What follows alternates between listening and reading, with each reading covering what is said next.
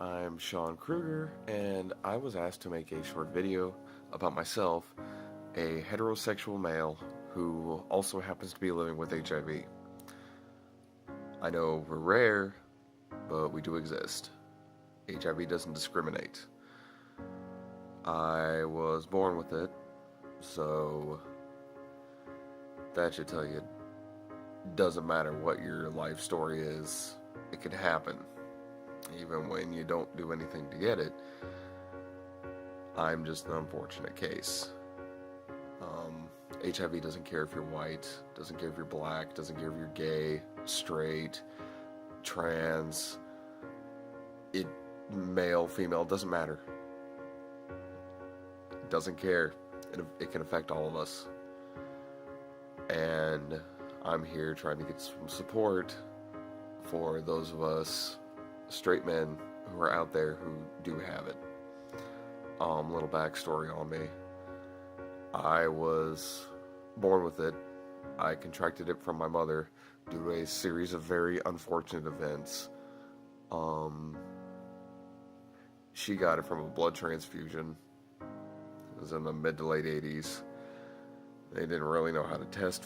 They didn't really have the processes to test for it properly, and lo and behold, my mother and I had a hand dealt to us that was hard to deal with, but unfortunately she passed away when I was 4. So for a long time I had to live with this basically alone, even though my caretakers chose not to inform me of this until I was 11 years old, but that's beside the point. I've still lived quite a long time, and I'm just now starting to get out of the community. Just discovered that there was a community that existed for it, and I'm really sharing my story and reaching out, because some people need to hear stuff like this. And to those of us straight guys out there, newly infected, those that have been infected for a little while, it doesn't matter. We all need support. You know, this isn't just gay guys, this isn't just women, it isn't just whites, it isn't just blacks, it's all of us. And we all need to stick together. So I'm here because I'm extremely open about it. The only part about this that made me a little uneasy is that I've never actually recorded myself and then sent it to someone else in any manner that's going to get published. So this is a pretty big deal for me, but I'm here to make waves, not little splashing in the pool. Like, I'm here to help. And if throwing my story out there and raising awareness for those of us that are straight and are still living with this, then I'll do that. So yeah, that's my short story. You'll probably be hearing more about me in the future, hopefully. So yeah, that's it for now. Hope it was what you needed.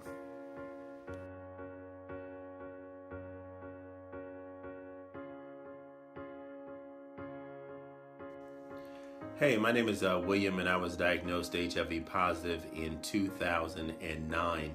So it makes about 7 years for me. And just like most folks, when I first found out that I was diagnosed, I experienced awful depression, had suicidal thoughts, and literally went 40 days between diagnosis and my first doctor's appointment before I got a grip, as I say, was able to put the diagnosis in my box. I can fast forward 7 years later to answer the question that I was posed. Well, how do I feel being HIV positive and a heterosexual man? Or I think as it was asked, how is it being a heterosexual man that is HIV positive? And I sort of had a laugh because I've been heterosexual for 49 years. I've never really thought about that.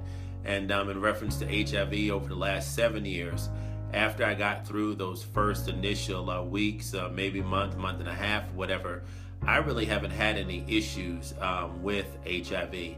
We deal with stigma, and even more so the self-stigma that we place on ourselves. So I think it's important to really understand what that stigma and self-stigma means to you. I was talking to a brother that had said that, you know, he was fearful of people finding out his diagnosis, and when I asked him what was his greatest fear about people finding out their diagnosis, he really didn't have a greatest fear. It was just something that he thought he should be fearful of.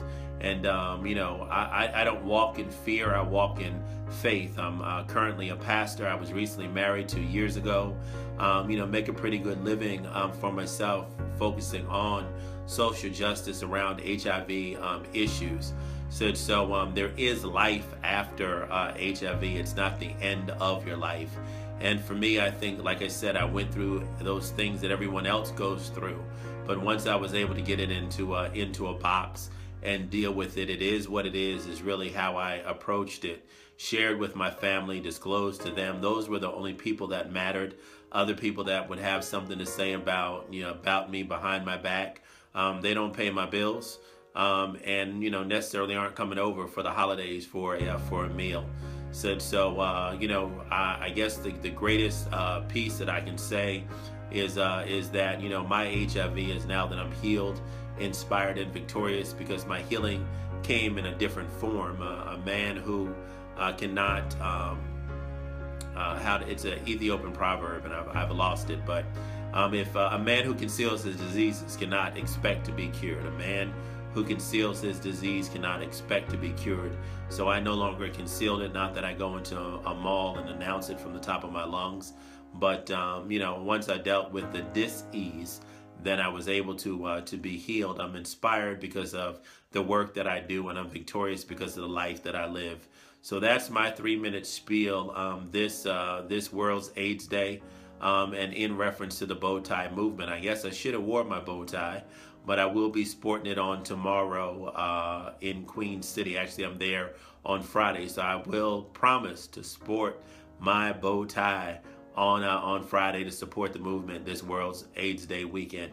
So I hope that I said something that blessed you, inspired you. Feel free to inbox me. Again, my name is William, and I've been living with HIV, or should I say HIV has been living with me now for the past 7 years. God bless, and live the best life that you possibly can live. Take care.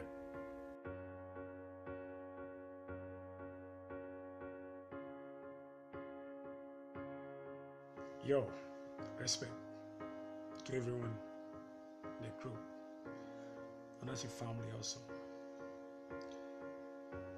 Sorry, I'm just on the bed and I feel like replying or posting this video just as I was asked to done. So I'm just kind of messed up, fucked up. Yeah, like I'm saying, I've been living with HIV for about 8 years today. And I want each and everyone out there to know that's not a stigma. I do fight it because I know who I am. And the greatest thing in life is to know who you are. The time you can call it a stigma is at the time that maybe you will be holding it on your mind and not letting it go, thinking, asking questions where it comes from. When you start doing so, it will become a stigma. It will run over you. I even go through my daily activities normal, and I do better than I was when I wasn't an HIV positive. Things move well on me today. 1, I caution myself a lot. I don't take alcohol, I don't smoke, I don't do other things that could reduce my lifespan. I do as the scripture says. I do what pleases me, human, and God. And I follow the part of the scripture that fits me. And comes to the heterosexual. The reason really is like an impact. Because being an HIV positive doesn't mean that you become very ugly. It depends on how you take care of yourself.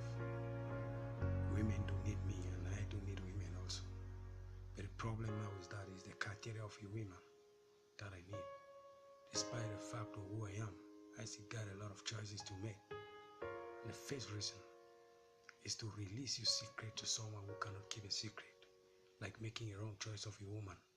The better you go for someone who knows your state, both of you are playing one team, that you know what you both are going through, what you have to do and what you don't have to do. That's the reason I'm married today. Comes to it as circumstances in life. I'm welcome everywhere I go. It doesn't show in me. It's not on my foreface. It's not in any part of my body that's going to dictate who I am. Take my drugs. Follow my instructions. Live very well. I do as the scripture said, just as Elias said. I want to encourage everyone in this trauma. That is not a trauma. It will only be a trauma when you will not let it go. You see, follow what the doctor says. Forget about other concoctions like any part in Africa.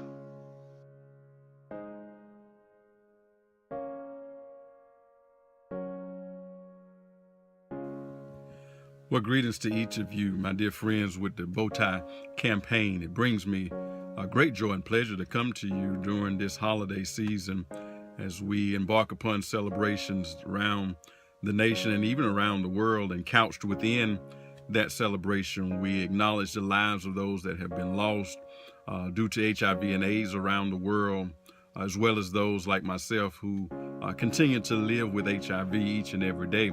I was asked by my dear friend and sister Paz D to share a message on this particular World AIDS Day for the Bow Tie campaign, particularly from a heterosexual perspective, being HIV positive and a black man here in the South. In 2010, as I've shared so many times before, my wife and I gave blood during our annual church health fair. And it was as a result of that blood donation that the Red Cross determined that I had tested positive for HIV. Since 2010, she and I have been very vocal about how HIV impacts families and how HIV impacts couples, the impact that it can have on children. My work in particular with the North Carolina AIDS Action Network as a Speaking Positive advocate has been centered around addressing HIV and the faith community, the role that churches and faith communities can play in the support and the education, in the treatment, and ultimately in the cure of HIV and AIDS. I was asked specifically, however, to talk from my own personal perspective as a heterosexual male in a marriage living with HIV. So many times our message is lost in the conversation because of the stigma associated with HIV. Many still sadly believe that it is simply a gay person's disease, or is a disease that's contracted by single individuals who may be living a lifestyle that's conducive to the spread of sexual transmitted diseases. However, what we must understand, and I've said this so many times before, that HIV is not about stats, it's not about figures, it's not about categories or whether a person is gay or straight or bisexual or male or female or black or white. HIV is about families. It's about individuals. HIV looks like me. It looks like the person you live next to, the person you work with, the person that you may see at the grocery store that's ringing you up. HIV is about all of us. It is a community issue that we have to deal with as a family. No longer can we look at this as just simply that disease or that disease that plagues that particular community or that particular demographic, but it's all of us. I believe that if we grab that understanding, that it's about each of us, that it's not simply about one or a group of categories, but it's about each of us, we can begin to address the stigma that is leading to too many deaths in this nation and around the world. The violence that's perpetuated against those who are positive for HIV in this nation and around the world, when we see the rising acts of violence against those of the transgender community, many of whom have experienced and reported aggravated assaults and the whole like just because of who they are. We have to come and understand, especially in this season, that we are stronger together, that we're all in this together, that if violence is perpetuated in one area, then we feel that affects all around the world. So I have just a few simple acts in the last minute or so of this video. Number one, I ask that you get educated. There's a well of information, deep well of information available on the internet as to what HIV is, how it's spread, how it's contracted, how it's treated, how it's prevented. Please get educated. Understand what HIV is. Understand how it is that it's contracted, so that you and I can be a more informed community as it deals with HIV. Secondly, I would ask that you would get involved with your local agencies that's dealing with HIV on the front lines. There are many community organizations, there are many churches, there are many health care institutions who have various departments that deal specifically with communicable diseases, particularly HIV and AIDS. And I ask that you would get involved in some type of way. There are many food pantries. There are those that need clothing. There are those that need transportation back and forth to doctor visits. Establishing safe and stable housing is an issue. So I certainly ask that you would get involved locally.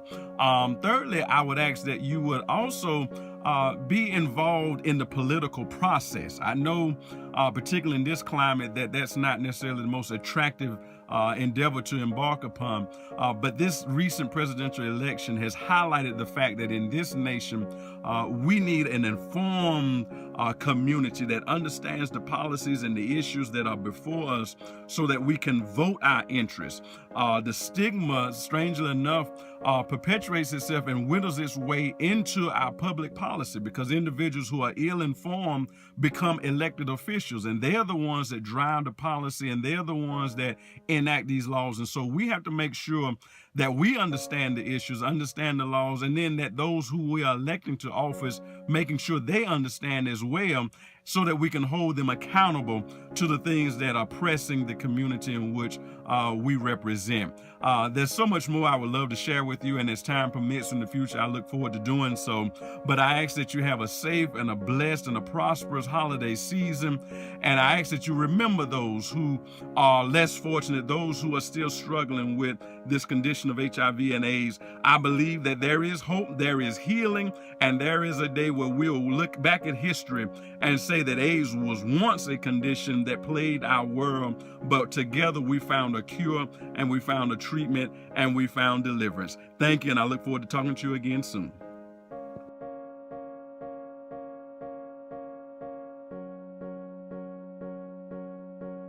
My name is Rob Frazier, and I have been HIV positive since 2003. And the purpose of this video, and excuse me if I'm packing my pipe, but after a long day of hard work, I want to treat myself. The purpose of this video is to unite all of the men in this great nation to stand up and say, enough's enough. It is time for us to unite as heterosexual positive men and to create a brotherhood. Now, I'm sitting on my chair, which I call a throne, and every man above the age of 35 knows what I'm talking about. Every man in this house has his own chair. Now, with that being said, I think it's time for us to have our own group. And the purpose of this video is not to cause a greater divide between the heterosexual community and the gay and lesbian community. This video is to spark a flame in every heterosexual positive man who sees this video throughout this great country, to start something in their state, in their town, even in their own community, to say, it is time for us to have our own. It is time for us to go to a resource center or go to a counseling center and say, I'm HIV positive. I need people that I can relate to. I need men that I can have fun with, I can have fellowship with. Men, it's kind of frustrating when you go to a place for help and you see this bulletin and the bulletin doesn't state the lifestyle. So you're thinking that, hey, this is something that I can get into. There's other guys like me. Now I'm not so alone. And then you get there and you find out that it's okay. It makes you feel uncomfortable. It makes you feel like you're in this by yourself, and you're not. There's something that I want to bring to your attention, and I'm not downplaying what the women go through with their Grace Project, but think about this, man. For all the men who are in the HIV community may or may not know that once a year in Dallas, Texas, there's a thing called the Grace Project, where local funds are gathered together. The women who are HIV positive, they are housed in a luxurious hotel. And we're not talking a Red Roof Inn or some $49 a night. We're talking anywhere from $150 to $175 a night. Then, to top that, they have sponsors that come in. My fiance, Shawn Krueger, has not missed a Grace Project since she started, and that's been over, I say, 10, 13 years. So when they have these things, they have cosmetic, Mary Kay comes by, Mac comes by, they have clothing, they have food, makeup, and all that stuff. Now, if the women can be treated like queens, why can't the men be treated like kings? Why can't we have our own, hate project, Bob project? Something that the heterosexual men can say, okay, we come together and then we all have something in common. And then we can be treated. Because Lord knows that we work a lot and we work hard in order to provide for our families. And on top of dealing with our health issues, we need something like this. And man, I know, and I'm speaking for myself too, even though that my love of my life is a staunch advocate for HIV, AIDS, to stop the stigma, to raise awareness and funding, and I support her 100%. I am not ashamed of the fact that I'm HIV positive. If anybody were to ask, or if anybody were to demean us in any kind of way, you best believe I would stand on my feet and defend us. But we as men were not as open and vocal like we should be. It is no shame to go to the counseling center you go to, or go to the resource center you go to and say, I need to start, how do I start a group for heterosexual men? Because if we don't start it, if we don't do anything, it'll never get done. And then there's countless of men that are sitting in their apartments by themselves, arguing at the four walls, trying to figure out, how can I deal with this disease and live a good quality life? So man, it is time. It is time for us to get up.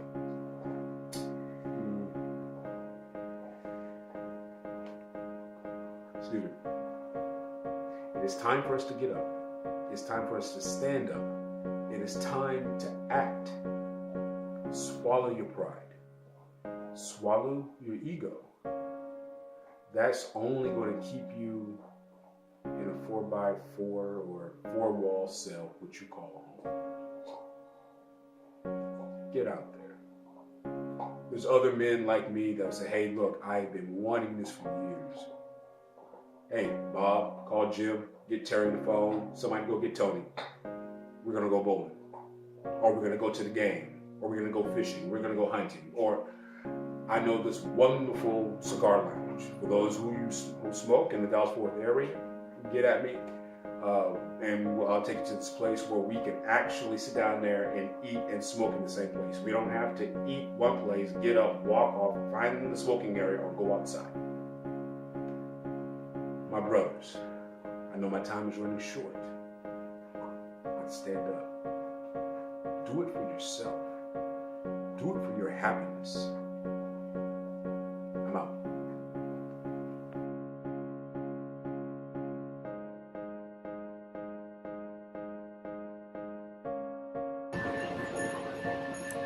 Hello, my name is Larry Bryant. I am living with HIV, diagnosed in 1986. Living with HIV for 30 years has been a wild ride, both in endurance and confusion, frustration. Started out with a lot of fear. I remember being diagnosed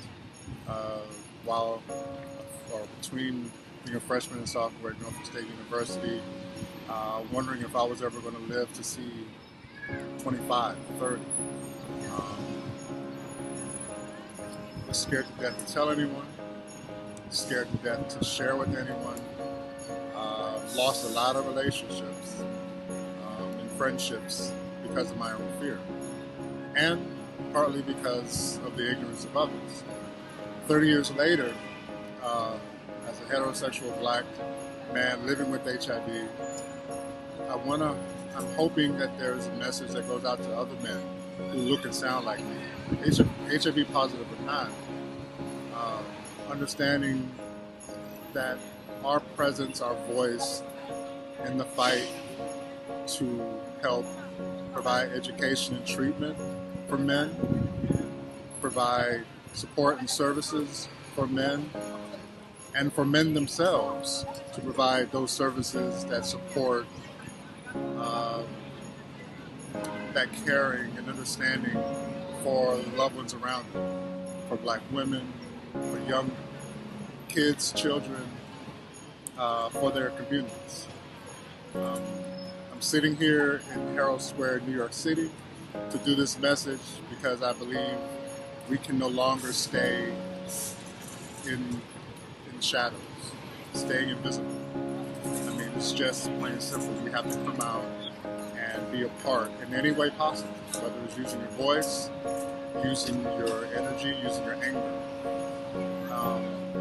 to help end AIDS as soon as we can, with all the tools available, with all the talents available, both grassroots, activists, advocacy, political voice, etc. We have to stay in the fight. If you're not in the fight, get in the fight. There's plenty of room for you. World AIDS Day 2016. This is Larry Bryant. Happy to be alive.